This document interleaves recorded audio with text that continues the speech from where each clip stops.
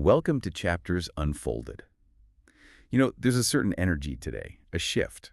We're beginning something new, a series we're calling Hyperfocus. Ooh, I like that. Hyper focus. And if you've ever felt that pull, that desire for more from your focus, more clarity, more intentionality in your day-to-day, well, this might be the journey you want to take with us. Stick around. Subscribe if that kind of self-development speaks to you. This feels important, profoundly relevant to how we live now. Absolutely. And it's all happening because of you, actually. You're the one who sent us Chris Bailey's book, Hyperfocus, and said, hey, this is what I'm struggling with. That fragmented attention, that feeling of your mind being pulled in a million different directions. You want to sharpen that focus. And Yeah. that's what we're going to unpack, how to actually do that. It really is a near universal experience these days, isn't it? In this age of digital everything. Yeah, absolutely. So think of this deep dive, not just as us talking at you, but as a way for you to explore all of this with us. We're going to navigate this world of endless notifications and demands using Bailey's insights as our guide. And we're not just going to summarize the book. No, we're going to pull out the core principles, the things that can shift how you understand focus. So you can actually start concentrating better, thinking more clearly, immediately, without, overwhelming you with too much information. Because honestly, that ability to focus and think clearly is essential these days. It really is. Okay, so Bailey starts off, he paints his picture, sets a scene I think you'll immediately connect with. He's in a diner, just watching people, and it's like this instant snapshot of how we all deal with attention in our lives. Yeah. So what really jumped out at you about what he saw there? Well, the thing is, he takes this idea, attention, which can seem kind of vague, and he shows it to us in these everyday interactions, like those two young women sitting together but glued to their phones. What does that say about where our attention actually goes in any given moment? It's powerful, isn't it? That image.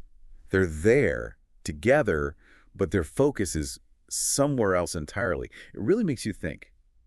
Even when we're with people, where are we really? What kind of connection are we building when our attention is off with our devices? Right. And that makes you wonder about what it means to actually be present in this digital world. Is being physically there enough? Or does real connection need that focused attention we so easily give to our phones? And then there's that other couple, totally engrossed in their conversation. It's the opposite, right? They're focused on each other. Nothing else seems to exist. And it highlights what's possible when you remove distractions or when you choose to direct your attention. Exactly. It shows how much deeper we can connect, how much better we can understand each other when we're both fully present. Just imagine the conversations we could have if we all gave each other that kind of undivided attention. Then Bailey sees this man tapping his foot to music while he's ordering. And it's like, who hasn't done that? Splitting our attention between things. It's almost normal now, right? We're always juggling inputs. I know, it's like our brains are constantly processing a million things at once, but it does make you think, especially when we're trying to really engage with something or get something important done, what's the price we pay for that divided attention? How well are we actually processing anything when we're so scattered? This next part, though, this is what really got me. This guy at the bar just casually watching the football highlights, and then boom, his whole expression changes. This intense focus just takes over. He's scrambling for something to write on. And it shows how, even when we're not laser focused, our minds are still working, making connections, coming up with ideas. That's so interesting. It challenges the idea that focus is just this narrow beam. Sometimes it's about letting our minds wander and being ready to catch those insights when they bubble up. Now, Bailey includes himself in these observations, too. He sets up his own little focused writing environment, leaves his phone at home, goes to this diner with no Wi-Fi. But even he says the diner itself was a bit distracting. But get this, he used it as material for his writing. He turned the distraction into something productive. It's like he's showing us how to take control of our attention proactively. Right. Like maybe a completely distraction-free environment is unrealistic.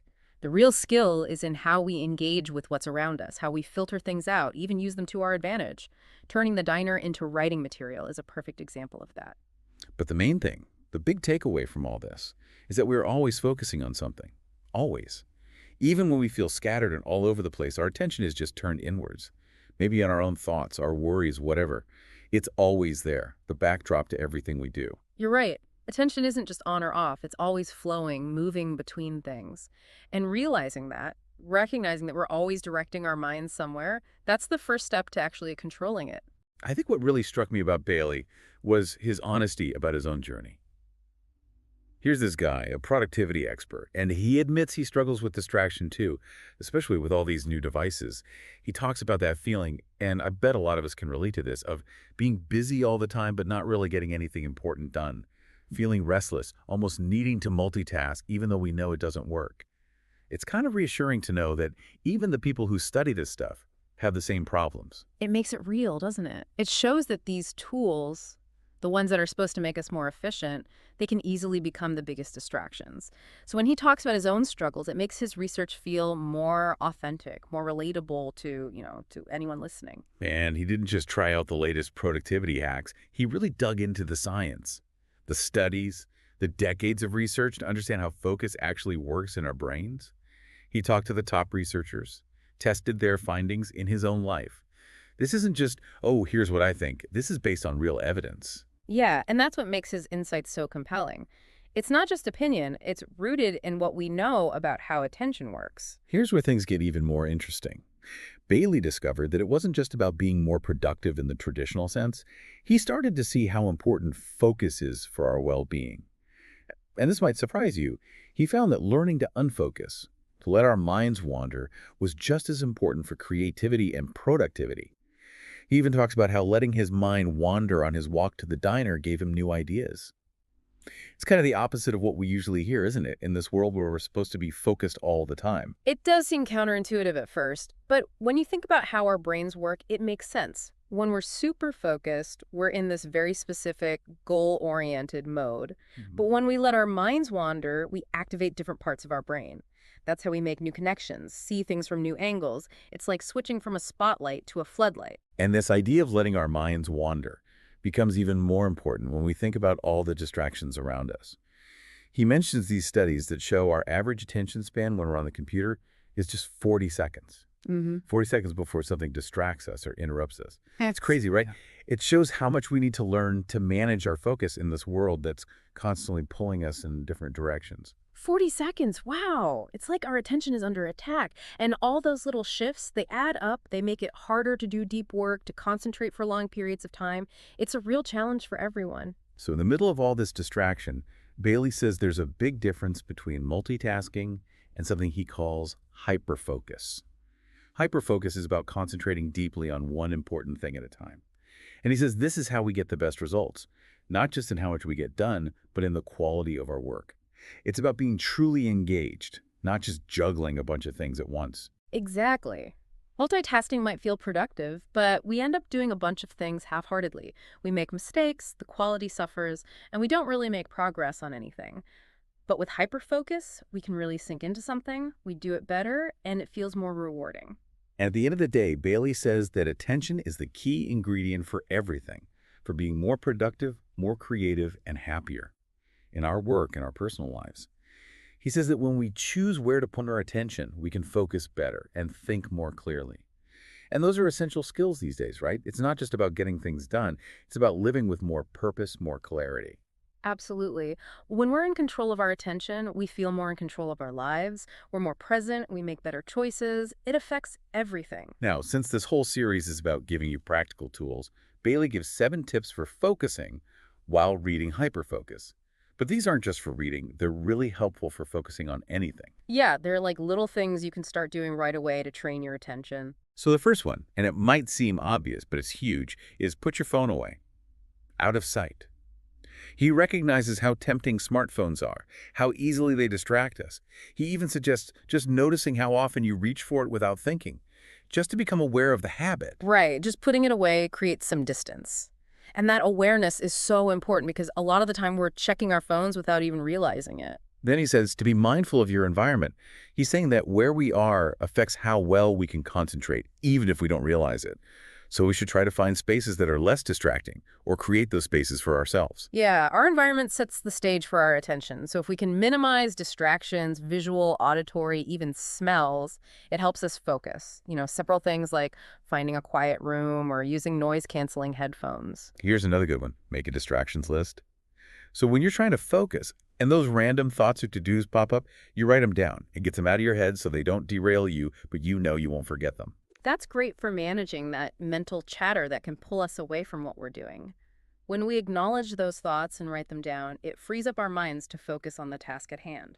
He also says to question the value of what we consume, whether it's books, articles, videos, whatever. Uh-huh. We should ask ourselves, is this worth my attention?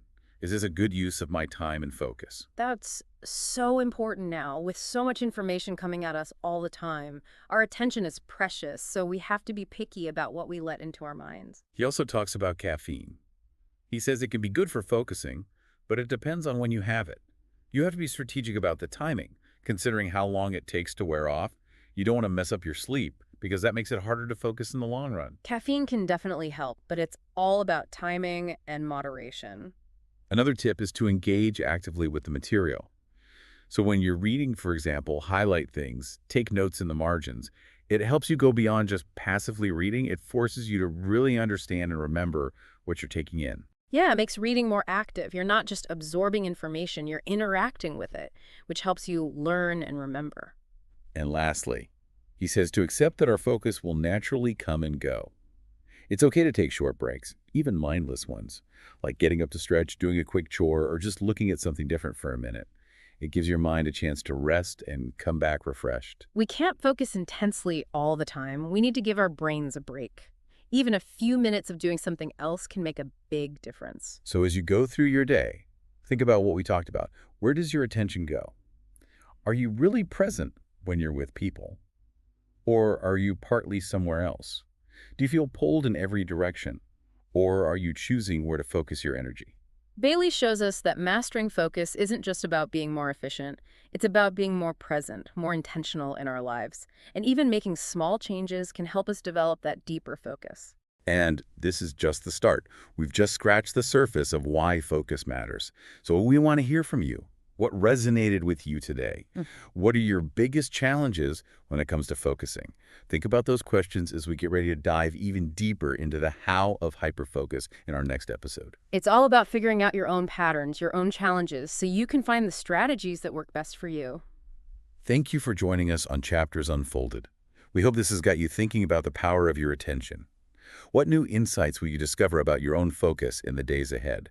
That's something to focus on.